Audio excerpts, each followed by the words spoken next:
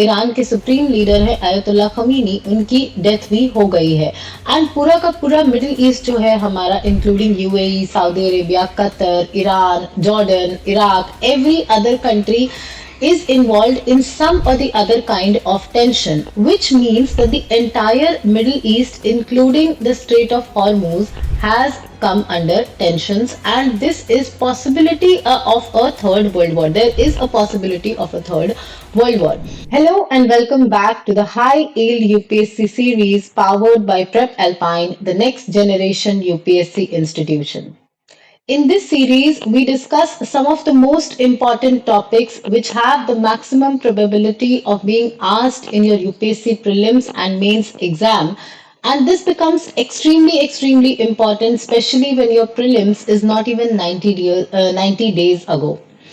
So today's topic is very important, especially considering the current world scenario. So अब तक तो हम सब जान चुके हैं कि यूएस और इजराइल ने ईरान पर अटैक कर दिया है, एंड उस बीच में जो ईरान के सुप्रीम लीडर है आयतुल्ला खमीनी, उनकी डेथ भी हो गई है।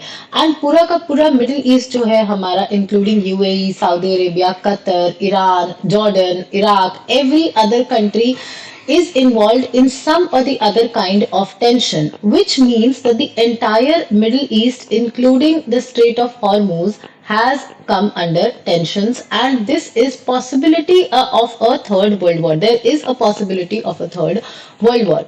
So in such scenarios, the strategic importance of Strait of Hormuz rises even more, and half of the trade of India, or more than half of the trade of India, passes through the Strait of Hormuz, and a very important part of that trade is the energy imports that we do, be it in the form of oil or natural gas. So today's topic is related to that only, which is about green ammonia. So considering that India is exposed to the global price volatility, which will increase even more considering the current scenario, the geopolitical supply disruptions, and the pressure on foreign exchange reserves. India has taken certain steps to boost its production on green ammonia, and in today's video we will understand what is this green ammonia. So basically, green ammonia and green hydrogen become very important. Green hydrogen पे UPSC पहले भी question पूछ चुका है, and there is high probability कि उस पे आगे भी क्वेश्चंस जो है वो पूछे जा सकते हैं. So ammonia, we all know that NH3 is ammonia, and the production of ammonia through sustainable processes is known as green ammonia. So let us understand कि क्या होते हैं, कितने तरीके के अमोनिया होते हैं. तो पहला होता है ग्रे अमोनिया, जो कि नेचुरल गैस को यूज करके प्रोड्यूस किया जाता है. तो ऑब्वियसली उसमें कार्बन डाइऑक्साइड के एमिशंस जो हैं वो ज्यादा होते हैं, क्योंकि उसमें फॉसिल फ्यूल यूज होता है. तो और यहाँ पर अगर इंडिया में हम देखें कि मैक्सिमम यूसेज जो हो रहा है हमारा अमोनिया का, वो इसी प्रोडक्शन के थ्रू, यानी ग्रे अमोनिया का हो रहा है. और ये यूसेज हो किस लिए रहा है, तो हम जानते हैं कि इंडिया में यूरिया का जो कंजम्पशन है और बहुत ज्यादा है. What is urea? NH2CONH2. And this uses ammonia as a raw material for its production. Then there comes blue ammonia, जो कि natural gas plus carbon capture and storage techniques को use करता है, ताकि जो emissions है उनको reduce किया जा सके. तो reduce तो हो जाते हैं, but यहाँ पर भी zero नहीं होता है, इसमें भी fossil fuels जो है वो use होते हैं, लेकिन अभी ये इनका usage जो है वो इंडिया में limited है. और तीसरा है हमारा green ammonia, जिसमें अगर हाइड्रोजन के सोर्स की बात की जाए तो वो इलेक्ट्रोलाइसिस के थ्रू होता है, और वो भी रिन्यूएबल्स जो एनर्जीज हैं उनको यूज किया जाता है, जैसे कि सोलर या विंड एनर्जी. तो इसमें जो अगर हम एमिशंस की बात करें, कार्बन एमिशंस की, तो ऑलमोस्ट नील कार्बन एमिशंस जो है वो हमको देखने को मिलता है, and that is why this becomes an emerging player in case of renewable energy industry. So we have understood कि कितने तरीके के अमोनिया होते हैं और इनका यूज क्या होता है. तो हम इनको फर्टिलाइजर की प्रोडक्शन में यूज करते हैं, chemical industries, refrigeration and emerging clean fuel technologies like the green hydrogen. And considering कि India has moved towards the national green hydrogen mission, तो हमारे लिए अमोनिया जो है वो बहुत ज्यादा जरूरी हो जाता है. तो अगर आपको ग्रीन हाइड्रोजन प्रोड्यूस करना है, दैट मीन्स कि उसके लिए आपको जो रॉ मटेरियल्स हैं वो भी ग्रीन तरीके से ही प्रोड्यूस करने होंगे. यू कैनॉट बी यूजिंग कोल और नेचुरल गैस और stuff like that and claiming that you have produced a green energy. So your raw materials also need to be clean enough to ensure that the final product is also clean. तो अगर हमको green hydrogen produce करना है तो raw material के form में हमको ammonia जो प्रोड्यूस करना हो वो भी होना चाहिए ग्रीन।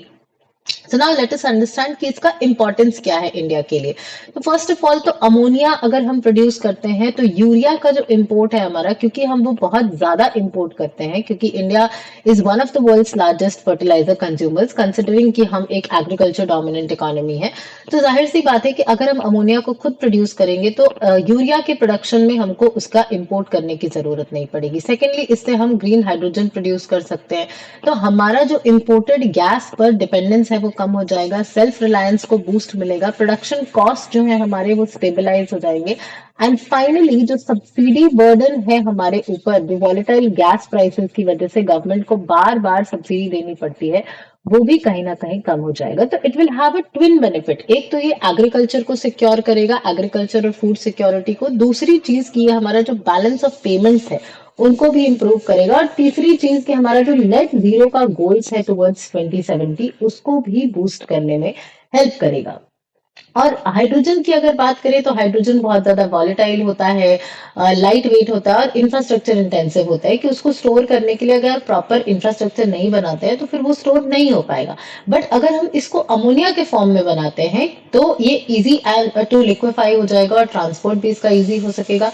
इसको इंटरनेशनली भी हम शिप कर सकेंगे ताकि इंटरनेशनल लेवल पे जो ग्रीन एनर्जी के डिमांड्स हैं उनको इंडिया की तरफ से मीट किया जा सके। इसको हम कन्वर्ट कर सकते हैं किसी भी वक्त हाइड्रोजन में, और फिर जब हम डेस्टिनेशन पे पहुंचेंगे तो इसको हाइड्रोजन में कन्वर्ट किया जा सकता है। यानी NH3 में से नाइट्रोजन अगर आप हटा देते हैं तो वहां से आपको हाइड्रोजन मिल जाएगा। एंड फाइनली इसको शिपिंग और पावर जनरेशन के लिए भी यूज किया जा सकता है। तो obviously it will expand the renewable energy capacity, it will reduce the carbon intensity and it will help achieve the net zero goals, which will in turn contribute to our SDG 7, which is affordable and clean energy, and SDG 13, which is about climate action. So considering कि green ammonia के benefits क्या क्या है, तो एक तो हमारा food and agriculture security में इसका benefit है। दूसरा हमारा net zero goals में इसकी benefits है। तीसरा हमारा जो एनर्जी डिपेंडेंस है उसको ये कम करने में हमारी हेल्प करता है, विच मीन्स कि हमारे फॉरेक्स रिजर्व्स जो है वो बढ़ेंगे। और अगर हमारा फॉरेक्स रिजर्व्स जो है वो बढ़ेगा तो जाहिर सी बात है कि एज अ नेशन हम ज्यादा पावरफुल हो जाएंगे। तो इसके लिए गवर्नमेंट क्या कर रही है, तो गवर्नमेंट ने नेशनल ग्रीन हाइड्रोजन मिशन जो है वो इसके लिए लॉन्च किया है।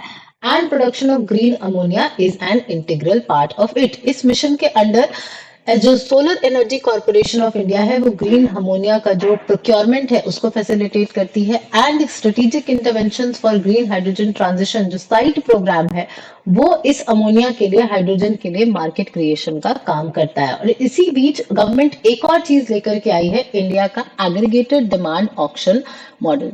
सो कोई भी अगर प्रोड्यूसर होगा जो ग्रीन अमोनिया या ग्रीन हाइड्रोजन का प्रोडक्शन कर रहा होगा तो वो वेट करेगा कि उसका जब डिमांड आएगा तब हम प्रोड्यूस करेंगे। ऐसे ही प्रोड्यूस करके उसको बर्बाद होने के लिए आई विल नॉट लीव। तो instead of waiting for a private demand, government ने क्या किया है कि एग्रीगेटेड डिमांड जो है फर्टिलाइजर से उसका पूरा लिस्ट जो है वो तैयार किया और एक 10-year फिक्स्ड प्राइस का कॉन्ट्रैक्ट जो है वो प्रोड्यूसर्स को दिया है कि इतने टाइम के लिए, 10 साल के लिए इस प्राइस पे हम आपसे अमोनिया और हाइड्रोजन जो है वो खरीदेंगे। प्लस प्रोडक्शन लिंक्ड इंसेंटिव्स भी ऑफर किए हैं कि जैसे जैसे आप प्रोडक्शन बढ़ाते चाहिए वैसे वैसे आपको इंफ्रास्ट्रक्चर जो इंसेंटिव्स है वो मिलते जाएंगे। एंड डिलीवरी इंफ्रास्ट्रक्चर जो है उसको भी मजबूत बनाने के लिए गवर्नमेंट जो है वो काम कर रही है ताकि इन्वेस्टर का रिस्क जो है वो यहाँ पर डिक्रीज हो सके, प्रोजेक्ट की जो बैंकेबिलिटी है उसकी प्रॉफिटेबिलिटी है वो इंक्रीज हो और एक कॉम्पिटिटिव प्राइस डिस्कवरी हमको मिले।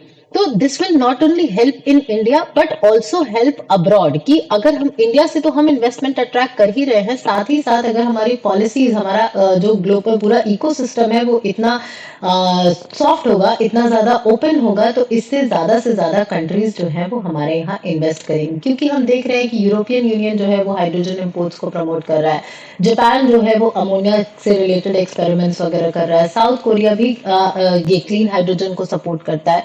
तो इंडिया के पास बहुत सारे स्ट्रक्चरल एडवांटेजेस हैं जिसको अगर हम लेवरेज कर पाते हैं तो ग्लोबल लेवल पे हम ग्रीन हाइड्रोजन और ग्रीन अमोनिया में एज अ लीडर खुद को पोर्ट्रे कर सकते हैं, but obviously there are challenges जिसके बिना ये काम जो है वो नहीं किया जा सकता है, जैसे कि हाई इनिशियल कॉस्ट है कि स्टार्टिंग में अगर आपको ग्रीन हाइड्रोजन या ग्रीन अमोनिया का प्रोडक्शन करना है तो इलेक्ट्रोलाइजर्स लगाने होंगे, और उन इलेक्ट्रोलाइजर्स का जो कॉस्ट है वो फिलहाल के लिए बहुत ज्यादा है। स्टोरेज, पोर्ट और ट्रांसपोर्ट इंफ्रास्ट्रक्चर पे हमको काम करने की जरूरत है। हमको हमारे सेफ्टी और रेगुलेटरी स्टैंडर्ड्स, खास करके जो लोग इस सेक्टर में इन्वॉल्व हैं उनके लिए ये बिल्ड करने की जरूरत है।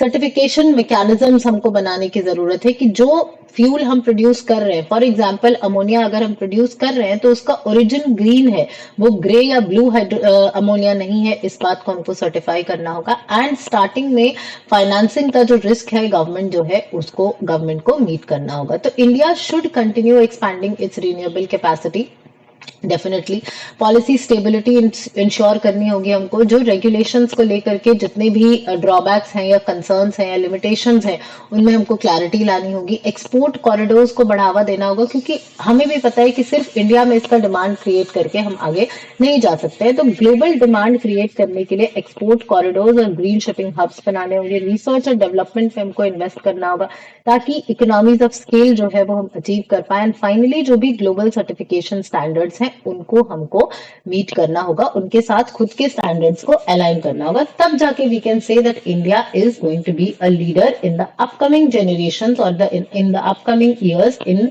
The production of green hydrogen and green ammonia. क्योंकि ग्रीन अमोनिया सिर्फ कोई टेक्नोलॉजिकल ऑल्टरनेटिव नहीं है बल्कि एक स्ट्रक्चरल ट्रांसफॉर्मेशन है। जिस ट्रांजिशन की हम बात करते हैं कि इंडिया के एनर्जी इंडस्ट्री को, इंडिया का जो इंडस्ट्रियल सेक्टर है उसको एक ट्रांजिशन की जरूरत है from coal based power generation to clean power generation, जिसमें हमारा सोलर, विंड, हाइड्रोजन ये सारे आ जाते हैं।